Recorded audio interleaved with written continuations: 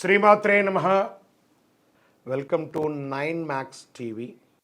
సద్గురు జ్యోతిషాలయం వారి 2024 ఫిబ్రవరి ద్వాదశ రాశి ఫలితాలు మనం తెలుసుకోబోతున్నాం. ఈ నెల ఫిబ్రవరి 14వ తారీఖున వసంత పంచమి వస్తుంది.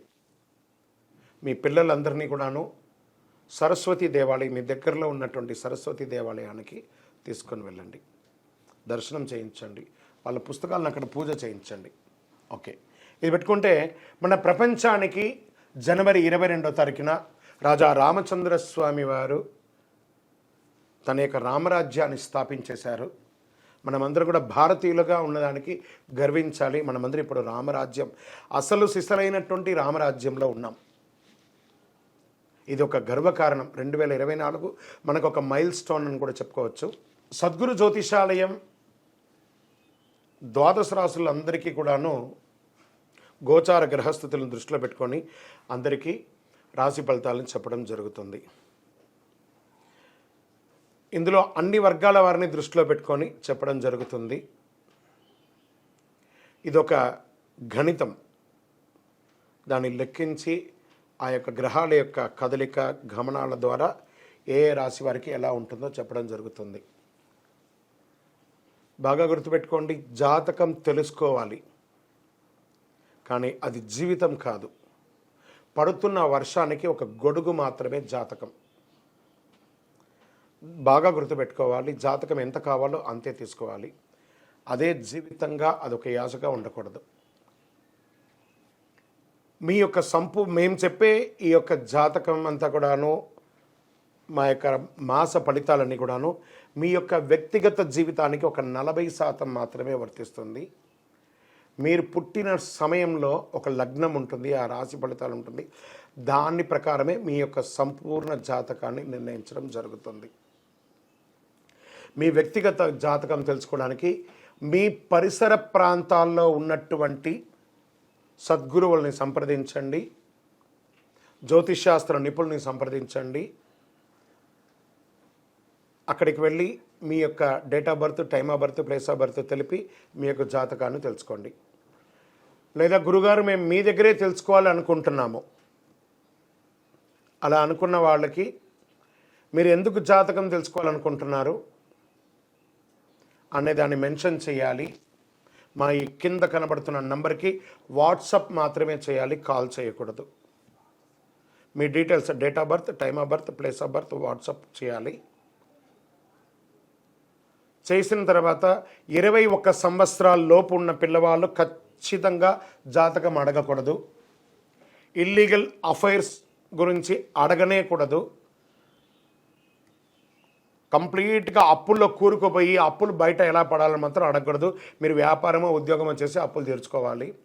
60 సంవత్సరాల పై చిలుకు వాళ్ళు అడగకూడదు. ఎందుకంటే వారు అన్ని వసంతాలను పొంది ఉంటారు కాబట్టి 60 సంవత్సరాల పై చిలుకు వారు అడగాల్సిన అవసరం లేదు.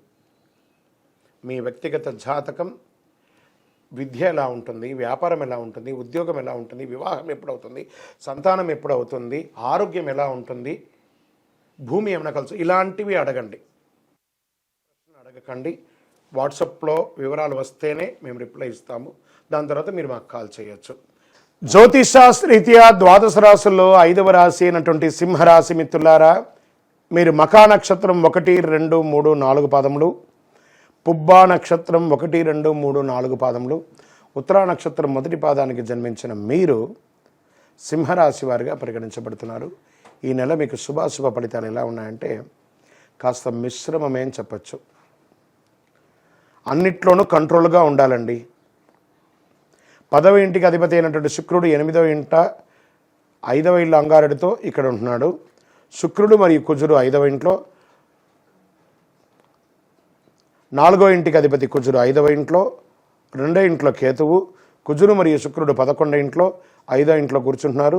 సూర్యుడు మరియు బుధుడు 12వ ఇంట్లో, 6వ ఇంట్లో సూర్యుడు మరియు బుధుడు ఉండడం ఈ నెల ప్రారంభంలో ఈ ఫస్ట్ హాఫ్ అంతా కూడా కాస్త మిశ్రమమే చెప్పచ్చు, గడ్డుకాలమే చెప్పచ్చు. ఉద్యోగంలో ఉన్న వాళ్ళకి బాగా టెన్షన్స్ పై అధికారుల నుంచి కానీ లేదా స్ట్రెస్ అవ్వడం కానీ ఇవన్నీ జరుగుతూ ఉంటాయి. మాస ద్వితీయంలో విజయాన్ని పొందుతారు. ఇంకా విద్యార్థులు మంచి అవకాశాలు ఉన్నాయి. మాస ప్రారంభంలో కాస్త ఏకాగ్రత తగ్గినా మళ్ళీ సర్దుకుంటారు. భార్యాభర్తల మధ్య కాస్త టెన్షన్స్ ఉన్నాయి. ప్రేమ బంధంలో ఉన్న వాళ్ళకి కాస్త బెడబబ్బులుగా ఉంటారు. అన్నదమ్ములు అక్కచెల్లెలు ఆస్తి వివాదాల్లో కొంచెం ఇబ్బందులు కలుగుతున్నాయి. వ్యాపారంగా కాస్త మిశ్రమంగా ఉందని కూడా చెప్పచ్చు. ఖర్చులు పెరుగుతాయి. ఆ ఖర్చులు కూడా శుభమైనటువంటి ఖర్చులు వస్తున్నాయి. అదేం చెడు ఖర్చులు కాదు. మంచి వివాహం కానీ గృహప్రవేశం కానీ శుభప్రదమైనటువంటి ఖర్చులు వస్తాయి. అది ఆనందంగా స్వీకరిస్తారు వీరు. ఆరోగ్యంగా మిశ్రంగా ఉందని చెప్పచ్చు.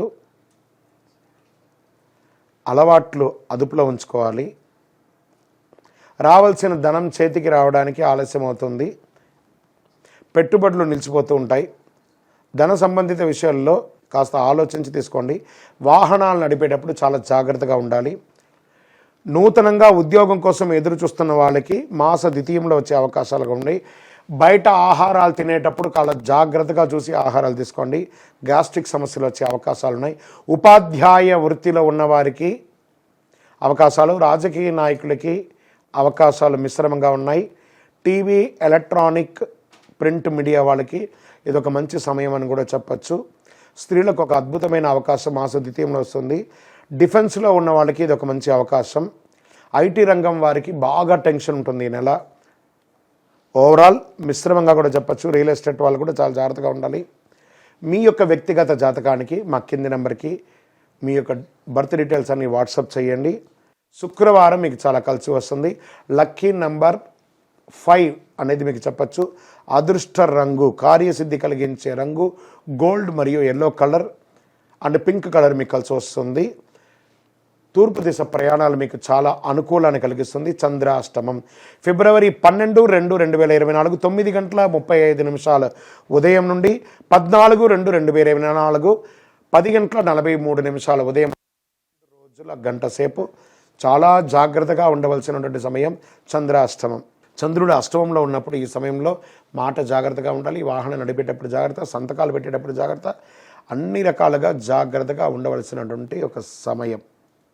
మీ ఇష్టదైవ ప్రార్థన చేయండి, కులదైవ ప్రార్థన చేయండి. భగవంతుడికి కాకులకి కాస్త ధాన్యం లాంటిది వేయండి. ఇంకనూ సకల దోషాల తొలగి ఆనందంగా ఉండడానికి ఐశ్వర్య సిద్ధి పంచధూపంతో ధూపం వేయండి.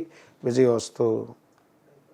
ఈ ద్వాదశ రాశులు చూస్తున్నటువంటి ప్రేక్షక మిత్రులందరికీ కూడాను మీరందరూ కూడా ఆయురారోగ్య ఐశ్వర్య భోగభాగ్యాలతో ఉండాలని అఖిలాండ కోటి బ్రహ్మాండ నాయకుడు శ్రీ ధర్మశాస్త్ర అయ్యప్ప స్వామి వారిని తిరుపతికి వచ్చినప్పుడు మన అయ్యప్ప స్వామి వారి 18 అవతారాల దేవాలయం బ్రహ్మశ్రీ డాక్టర్ చంద్రమౌళి గురుస్వామి గారు నిర్మించినటువంటి ఈ దేవాలయాన్ని దర్శనం చేసుకోండి. మీ కోరిన వారికి కొంగు బంగారం. ఎవరు ఏ కోరిక కోరుకున్నా ఒక 18 ప్రదక్షిణాలు చేసి కోరుకోండి. కోరిక నెరవేరిన తర్వాత 108 ప్రదక్షిణాలు చేసి చాలామంది అనుభూతి పొందున్నారండి. తిరుపతి రైల్వే స్టేషన్ నుండి బస్టాండ్ నుండి 3 కిలోమీటర్ల దూరంలో జీవకోణ అనే ప్రాంతంలో ఉంటుంది. మీరందరూ రావచ్చి దర్శనం చేసుకోవాలని కోరుకుంటున్నాను. వందే మాతరం, వందే మాతరం, వందే మాతరం. శరణమయ్యప్ప.